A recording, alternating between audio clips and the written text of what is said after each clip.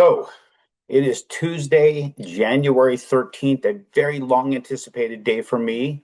But first off, happy birthday, Pop. I pray I get around as well as you do at the same age. So happy birthday. I hope it's a good one. I enjoyed spending Sunday with you, man. So what is today? What is January 13th? Such a big deal, other than it's my Pop's birthday.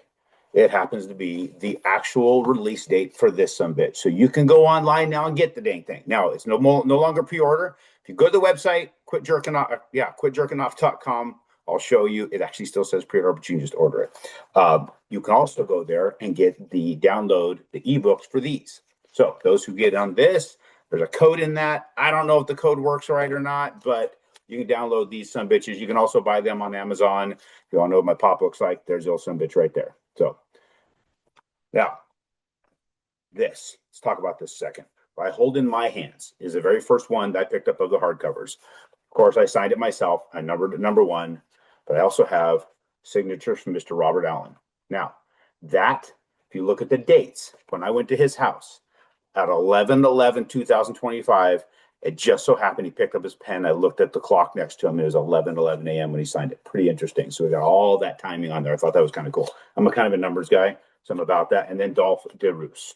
Anybody who knows Dolph, another freaking badass OG. Both these guys, absolute legends in the industry. He signed his afterward to be bookended by those guys, right? One writing the forward, one writing the afterward. They traveled together. They did a lot of business together. The guys were very, very well known for what they did in the 80s and 90s. And then to have them collaborate. The only time collaborated in print is on Redneckonomics. It's freaking awesome for me. A lot of people might ask, what's it like to be a published author and have your release date? Finally, your release date. Today's the release date. What's it feel like? It feels like freaking Tuesday. Because it is Tuesday. And it's interesting. That's what this whole thing is about. All the success you're chasing, it's just the feeling we're chasing. We're chasing this feeling that's ever elusive. You got to decide for yourself what success means. What does that mean to you? Because you can do something that's supposed to be some amazing thing. Publish a book, get the greatest legends in real estate to do the afterward and forward one. It feels like Tuesday. Don't sacrifice yourself. Don't sacrifice stupid things for stupid things. Let's put it that way. I had to change that a little bit. People will cut corners. You'll sacrifice your integrity. So many things for some sort of mystical greatness that it never happens, guys. Just keep doing good things. Good things will happen, and you're going to have to go find the next good thing. But it doesn't change the fact I appreciate more than anything when somebody gives me a response of what might this have done for them. I've actually had people call me up and say, listen, I read this and this is what this did. Robert himself has said that. Dolph has said that. They wrote that in their forward and afterward. Please check it out. Eric, the artist, unbelievable amount of art in there. His signature's in here too, right there. And then a few others, right? Everybody who gets a book directly from me, you'll have a signature from at least from me and Eric. We're going to have 88 books go out, though. They're just like this. Signatures from all of us. There's only 88 that'll be out there. So let's take a look at a couple things I wanted to share with you. Check this out. So I'm in my full balls, Class A's, Redneckonomics, the stuff I wore for the cover. It's on. Watch everything. But I stumbled across this, and I thought you guys might find this interesting. Eric, when he was doing the cover, he came and shot photos dressed in the stuff I'm wearing, right, at the cabin. And I had to get a book in hand that looked about the same size as what this was actually Redneckonomics is actually going to be.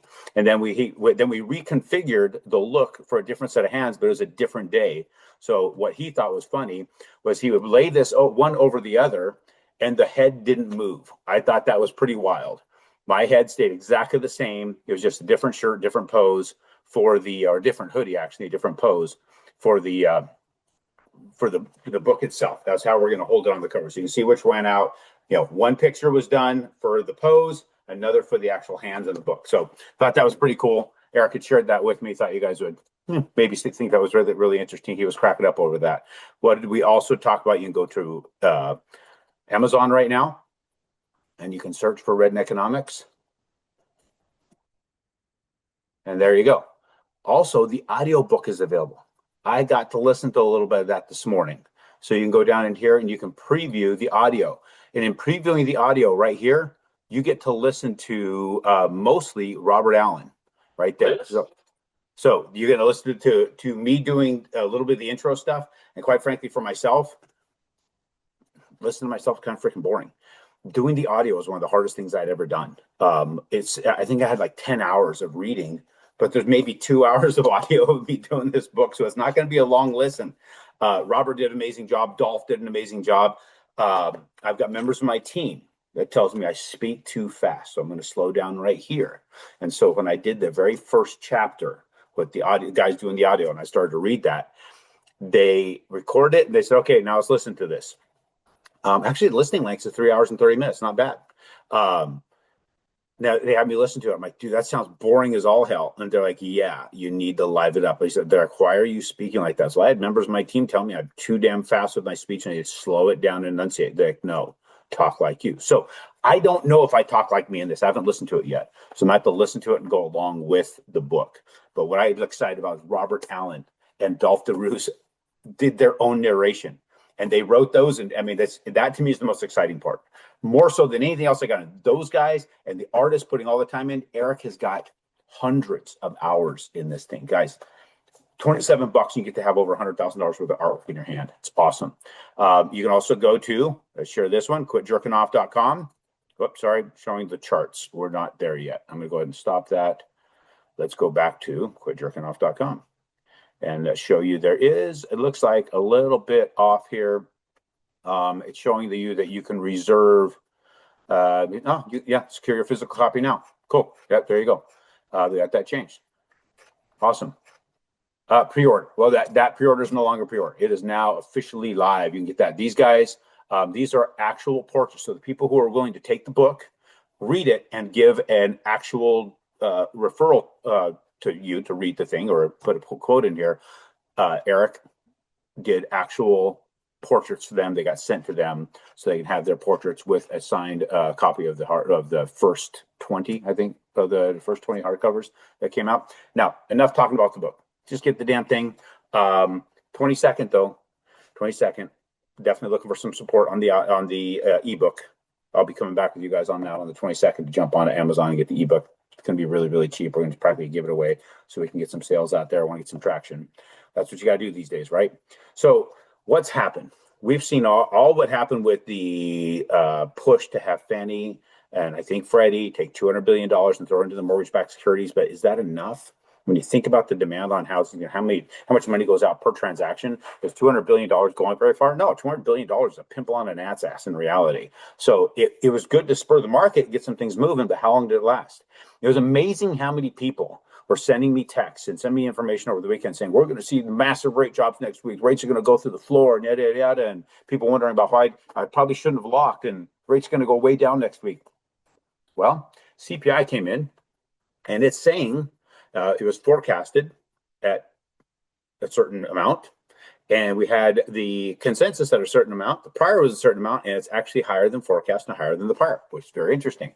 Then you got the core CPI, which is lower than what was forecasted, but exactly the same as prior. So we're actually seeing inflation reading going up. Even though we know that inflation reading is jerk-off readings, it's still going up, even when they're cooking those books and they're giving us jerk-off readings.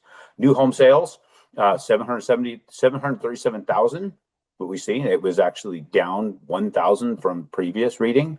Then we're talking about, let me see here. Trading budget is supposed to be coming out a little bit later today. We got other things happening, applications, PPI coming in later this week, jobless claims coming this week, industrial production and capacity utilization. So how that affects the market. But let's see what has happened to the market since last week, where everybody thinking we're going to see this monster drop in interest rates. Well, look, we don't have the monster drop in interest rates. We have what happened when, Trump says, hey, we're going to start buying mortgage-backed securities. It pushed it above this level. Then the following day, ran it through this. They just skyrocketed because they did that at the end of the closing day. It was here that whole day. It's knocking at the top, never broke through the top, and then all of a sudden rocketed up. And then the next day blasted into the stratosphere, but came back to a little bit of more of a reasonable level than we have yesterday. Bam, took a massive beating. So Friday was great. Monday just fizzled completely out. There could have been just because it was the end of days trading on Thursday. And then on Friday, people came and said, we better get ahead of this. And then you look at a lot of cooler heads prevailing. It's like, that's not enough money to do much anything. That's my anticipation. I'm just guessing here. I don't know. I wasn't sitting in those rooms listening to them. But look at that beating we took, and now we're back down to levels which make a little bit more sense to me. There's a lot of people asking, man, I don't understand what's happening. We had all these great things happen, and all of a sudden the rates are not doing what they're supposed to. Guys, because this is the value of the damn security when you don't have massive amounts of capital coming from the government. That's it. This is the value. That's it. All these other things are going to push it around. The other thing that's cool is if you look at the history here over the last year, look at this. So it went from early September, actually when it broke into here was very early September, and then it went pretty much sideways the entire time along this central line until we got some of this quantitative easing crap pushing. But what we have established is a very, very, very mild movement compared to the previous. Look at this window here. I mean, you can take the window all the way back. Look at all this volatility, all because of the cooking of things. And also the fact that, when you shut down a government, you don't have, like they did here in this window, and you had less bullshit data being released, less confusing data, market kind of smooths out a little bit. That's where we're sitting right now. The biggest blip was because of something like quantitative easing. But it's all settled into 200 billion is not a lot. I think they were thinking maybe it's going to start this domino effect. If they're going to do 200 billion, a whole bunch of other people put, and some people did. We saw a bunch going, but then they pulled back out or sold off, or maybe they got used up. I don't know. Ultimately, we're not seeing that craziness that people thought we were going to see. Well, I hope today is a good one for you guys. I'm glad to have this finally there. Get it if you want. If you don't, okay. And I even put that in there. It's all over in the book. If you're reading it, you don't like it, throw the damn thing away. Set it on fire. Put it on your Instagram, torching it because it's making you feel bad about you, or it's telling you to get off your ass. You don't like getting off your ass. You enjoy you're sitting on your ass. That's fine. But that's what I'm not about. I'm here to help people accomplish what they want to accomplish and feel good about what they're accomplishing because they're getting something done. They're not chasing some sort of feeling that's eluding them all the damn time. And also, I'm not chasing something that's not even achievable. And don't compromise yourself ever. Appreciate you.